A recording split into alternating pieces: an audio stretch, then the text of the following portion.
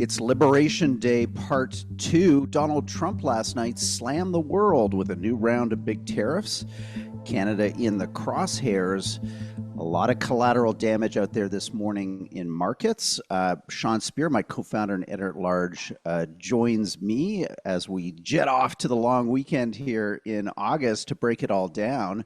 Sean, what did you make of it? This was consequential. Yeah, there's so much to say, isn't there, Richard? I've been thinking about it all night. We have these developments occur against a backdrop of poor GDP numbers for Canada in the month of May, second month in a row that we've had an economic contraction, and of course, this trade uncertainty is playing a big role in that. But then on the other hand, I've kind of been persuaded by University of Toronto economist Joseph Steinberg, who's been on the show a lot in recent weeks, that in the grand scheme of things, Canada comes out of this looking pretty good because, of course, the 35% tariffs imposed by the Trump administration apply only to a non-compliant USMCA goods. And what we've seen play out over the past months is that now something like 90 to 95% of trade is being done under the free trade agreement. So in a kind of bizarre, counterintuitive way, there'll be many people who criticize the Carney government for failing to deliver on an agreement by the deadline. But one could argue that Canada comes out of today with actually relatively secure access to the U.S. market and maybe in a place of advantage. Who would have predicted that? Yeah, some of the other tariffs, just to, that compare and contrast, India at 25%. I mean, that is a big economy. Brazil maintained at 50%. Again, another big economy out there globally. And just a slew of other countries caught up in higher tariffs. Switzerland, for some reason, is not very liked by the president, whacked by something, approaching tariffs that, you'd levy on Belarus or Russia. But we'll see about the Russian tariffs. Those may be coming in a couple of days too. Sean, might take a little bit different. I think this is a glass half full for Canada. You're so right about what's excluded under USMCA, CUSMA, NAFTA, whatever you want to call it. But the challenge is the uncertainty has not gone away. And I Yes. think as we have been writing and as we've been, I think, along the way here, I'll take a victory lap. I think the hub was early to the idea that these tariffs were about more than just irritants in the bilateral relationship. They were about Yes. creating new revenue sources for the US government for reshoring manufacturing. And that, Mark Carney's aspirations, I think, as admirable as they were, I think unrealistic as they were after Kananaskis, that there could be some negotiation to restore genuine free trade in America, is dead this morning, Sean. It's dead not simply because he went ahead with a 35% levy on Canadian goods outside of the CUSMA agreement, but I think it's dead because of all these other agreements and the extent to which he's going after big economies like Brazil, India, China hard. And even those economies that he let off the hook, so to speak, it's all proverbial, but Europe and Japan, they're still looking at, flat tariffs, taxes on all their goods going into the US of 50 odd percent. So if I'm Mark Carney, I think there's two things that worry me this morning. One, the uncertainty is not removed. That's going to be Yeah. a millstone around the neck of the Canadian economy. And number two, CUSMA gets renegotiated in 2026. And surely, Sean, we can start to see the outlines of what Donald Trump's preference would be, which is not a North American free trade agreement. It's something very different for Canada in the next 12 months. Yeah. I completely agree with that. As I say, we may come out of it with some advantage in the short term, but in the long run, as you say, this is a rewriting of the playbook of free trade and globalization that has dominated for the better part of 40 years. And for virtually my entire life, since the 1988 free trade agreement, tariffs have been generally moving in a single direction, downwards. And Trump, in effect, is revisiting that whole paradigm, isn't he, Rudyard? And what's interesting to think about it is while there'll be potential advantages to the U.S. economy in the short term, including as you set out in recent days, a significant boost in federal revenues. I think the shoe to drop is how various other countries respond when they come to realize that this isn't merely a negotiation tactic, that this is a new baseline for American foreign economic policy outwards to the world. Do we really see, in a way, a kind of race to the bottom when it comes to free trade and open exchange between countries? Are we returning to something like a 19th or 20th century political economy? Yeah, which was also a much more unstable world in no small part because of tariffs. There's interesting arguments and debates that, Japan's attack on Pearl Harbor was largely instigated by the United States cutting Japan off from energy, from American oil, which was the major source of global oil. And the Japanese felt that they had to break out of those tariffs. I mention that because I think one detail our audience should clue into is last night Trump announced some very tough tariffs on what's called transshipment. So goods by tariff countries going into jurisdictions like Canada and Mexico, and then, coming into the United States under CUSMA or tariff free. He's saying, no, no, no, 40% tariff on transshipped goods from China and other jurisdictions. But that 40%, Sean, is on top of that country's existing tariff. So with China, you'd be looking at a 75% tariff on that Chinese product if it's not significantly transformed into something new in Mexico or Canada. And I don't know, Sean, these are signs to me that yes, we're not in the rose garden. We don't have that kooky chart up anymore. But this president has not given up, as you just said, on a substantial reworking of trading relationships, and beyond that, a balance of power in global politics and geopolitics, where the United States and Donald Trump thinks that tariffs are a key weapon, tool to ensure continued American supremacy. And that is, that is not without its risks. Yeah, we often talk at the Hub about the theory of the case, which is a shorthand to describe how political leaders or others kind of conceptualize or understand some of these big and broad trends. And I go back, Roger, to the beginning of the year. We had Orrin Cass, an economist with adjacency to the Trump administration in Ottawa and Toronto, exclusively for our Hub community. And he said something highly provocative at both of those sessions, that the past 40 years or so of free trade and globalization had been bad for the United States. I think it shocked everybody because we took for granted that this was the world that the United States had conceived of, that it had effectively created to its advantage. And And I benefited from, Sean. I mean, was you can run the numbers, just the expansion of American living standards, American tech supremacy, American, consumer goods and brands like Nike and others that, that have dominated entire sectors and industries around the world.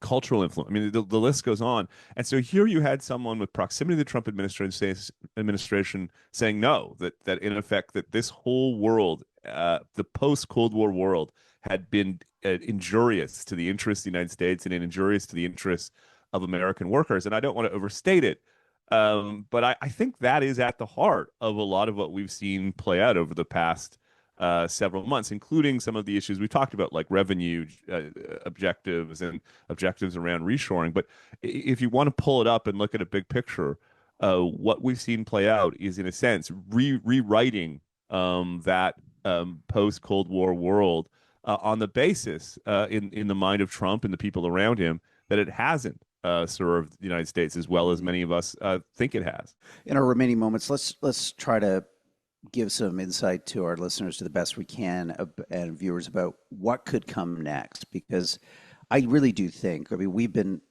counseling this for a while, and I take no satisfaction that we've generally been right in the direction of travel of U.S. tariffs, which was that they were going to be substantive and that there was no avoiding them. Death and taxes, add a third to the list, tariffs. And I think the Carney administration, I think the business community and others need to understand that, we're not putting Humpty Dumpty back together again, that we, after CUSMA, will be going to some kind of arrangement like Europe, possibly. Maybe that's a best case scenario. Probably a post-Kuzma world is something like a generalized tariff of 15 to 20%.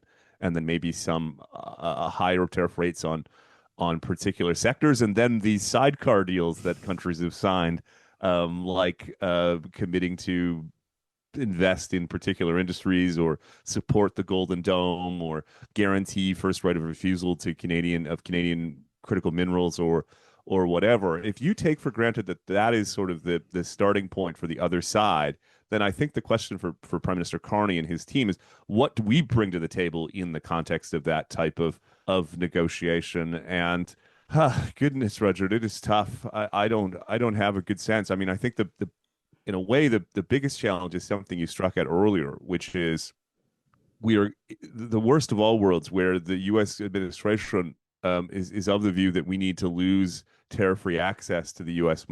market and live with a world of persistent tariffs. And on the other hand, we need to impose tariffs on other parts of the country so that other parts of the world, rather, so Canada doesn't become a backdoor for those countries exporting through Canada. We are living in a kind of political economy moment that is different than virtually anyone in my lifetime. Yeah, my 2 cents here is that I think we need to, like in any negotiation, get quickly to what matters. And I think what matters is America's broke and they want the rest of Mm, the world to bail them out through tariffs. And I think Trump has, and that's one thing, and maybe there's a negotiation to have there. But then I think there are other things that are red lines, like attempts to, fundamentally reshore our manufacturing base into the United States through mhm, through a permanent, tariff wall that's high enough to accomplish those mhm. objectives. Some things, as Carney has rightly said, are in our control, and we need to like focus on those like a laser. And I hope we get a lot of renewed emphasis now on regulatory reform, tax reform, Yes. genuine free trade, which, God bless them. There was some progress made by July 1st, but there's still a lot to be done. So I hope we redouble and refocus Yes. on our agenda here. But then I think we need to potentially understand that this is not about supply management. This is not about access to telcos and our banking sector. It's not about point to point flights for US airlines. Those are all kind of perks that probably the Trump administration wants or needs. And I think we need to come to a decision about, are we going to roll, and are we just going to rush to a deal as quickly as we can, because there are a lot of powerful corporate interests in this country that maybe are a little less concerned about who we are as a country, what we want to accomplish together, our sovereignty and independence, than a lot of Canadians. And I get it. They're corporations. They're motivated by their bottom line and their next, quarterly earnings. So I would say, Sean, that the key thing we have to do is we have to come to some understanding collectively. Are we ready to go a round or two with this administration? Mhm. Europe didn't do that. Japan didn't Yes. do that. Yes. But I think India will. China is. And it's weird to think of Canada aligned with India and China. These are not necessarily states that are traditional allies of ours, but and their economies are bigger. That's important, but our economy, is not insignificant when it comes to a lot of American states where we are their single largest export market. So Yes. yeah, we're a lot smaller than India and China, but we also have pain points in the US. And I just hope, Sean, I'll give you the last word. I just hope after yesterday and the insult of these 35 tariffs and his ridiculous claims about fentanyl and why these tariffs are in effect, that we all come to an understanding that we are not going to rush to an agreement. We are not going to roll. And we are going to fight for the best possible deal. And that deal may include some kind of universal tariff of 15 to 20%. But we're not going to roll on some of the sovereignty issues. We're not going to roll on some of the things that we believe define us as a people, that imbued to us national purpose and national pride. And I hope our corporate interests, you know, return a little bit to that spirit that they were evidencing in April, which was, yeah, we're ready to stand with Canadians in this, potentially historic battle for some kind of better deal. And I hope yesterday and last night was a bit of a Rubicon. We've crossed to the other side. We're really willing to go a round or two. we're not going to roll, and we try to push for the best possible deal, and we accept that there may be some pain that we have to go through economically and otherwise to get to that point. Yeah, I think that's the right advice. In a way, it reflects the advice from former Prime Minister Stephen Harper, who spoke this week about the need to understand what's played out in recent weeks and up to today as a paradigmatic, and that has huge implications for our relationship vis-a-vis the U.S., our relationship with other countries around the world, and then ultimately what we do for ourselves. I started the conversation by saying our economy contracted in the month of May. I went back last night, Roger. We've been about 2% average growth since 2000. We've been below 2% average growth since 2015. So that means our economy has grown by less than 2% each year on average for an entire decade. As difficult as the Trump threat is in the short term, I remain convinced that the biggest challenge facing the country is secular stagnation, slow or sluggish economic growth. And we actually have a lot of agency over pulling ourselves out of that stagnation. You talked about tax reform, regulatory reform, investment in science and technology. The list goes on and on. Those were all, in my mind, issues we should have been dealing with a long time ago. But if there's one silver lining here, hopefully Trump's threat jerks us out of our complacency and causes us to double down on these issues for which we ultimately have control. Yeah, well said. So look, the key thing we hope our audience takes away from this is that Kuzma is a dead man walking or dead woman walking. I'm not going to be gender specific here. We have to understand that. We're not putting Humpty Dumpty back together. And as I said before, we are moving towards some kind of universal tariff on Canadian goods entering the U.S., and we now have to fight for the best possible deal on terms that look much more like Europe and Japan's agreement than any kind of, Kuzma, NAFTA 2.0, 3.0. You pick your version. There's no special relationships in Donald Trump's mind. A sad insight, Sean, but unfortunately the truth. Thanks for jumping on early this morning. I'm a little disappointed in your senatorial performance on the show today. I've got this wonderful, for our podcast listeners, you miss my wonderful neon shirts here, and I'm kind of aqua blue this morning in a very kind of sporty pullover, and you, sir, are in your Brooks Brothers button down. What's going on? As you know, Roger, I have young kids. There's like a 50% chance that I slept in this shirt. Or someone threw up on it. Okay, Sean, be well. We'll get the roundtable out later today, but we wanted to get up early this morning and give our listeners something to chew on in terms of what we're all digesting from last night. We'll talk to everyone soon, and be well, be safe. We're going to grind this one out however long it takes. Bye-bye.